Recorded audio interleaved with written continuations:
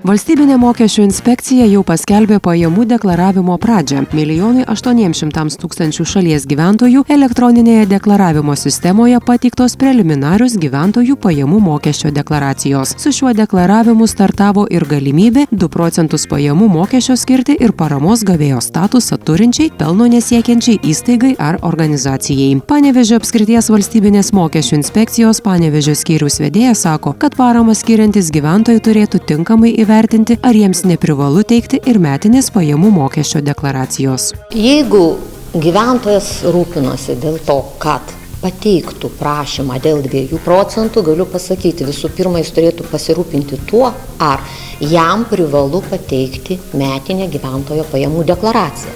Nes pateikus laiku prašymą, bet nepateikus laiku metinės gyventojų pajamų deklaracijos, prašymas nebus vykdomas.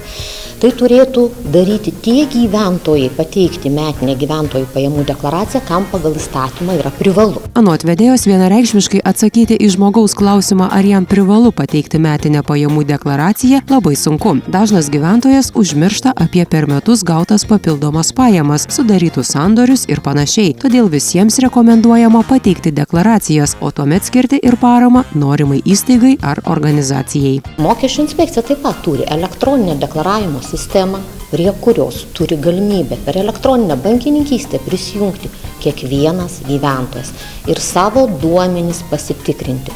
Daug jau yra suformuota preliminarių deklaracijų, kur reikia galbūt tik tai duomenis peržiūrėti. Tačiau, jeigu mums kilo įtarimų formuojant deklaracijas preliminarės dėl to, ar tikrai šitos pajamos gautos, ar jos ten privalu būti deklaruotos, pats gyventojas turėtų, pildydamas deklaraciją, apie tuos sandorius, apie kuriuos tikrai gali perskaityti jau suformuotoje pažymoje, reiškiasi užpildyti įrašęs atitinkamas sumas, užbaigti pildyti savo deklaraciją ir ją laiku pateikti.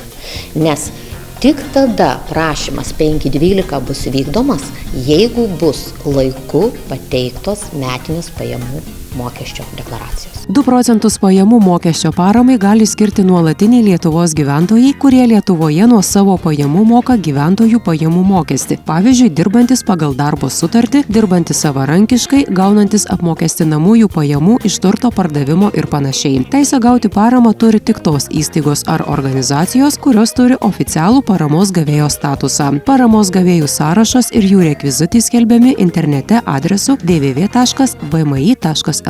Skyrelyje duomenų bazės paramos gavėjų duomenys. Yra viena forma FR 0512 antra versija.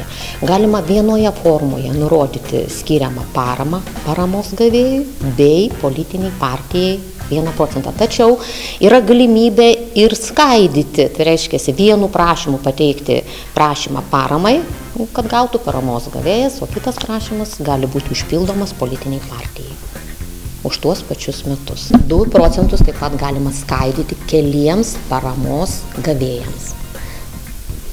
Nebūtinai vienam 2 procentai, tai gali būti vienam paramos gavėjui ten skiriamas 1 procentas ir kitam paramos gavėjui skiriamas dar 1 procentas.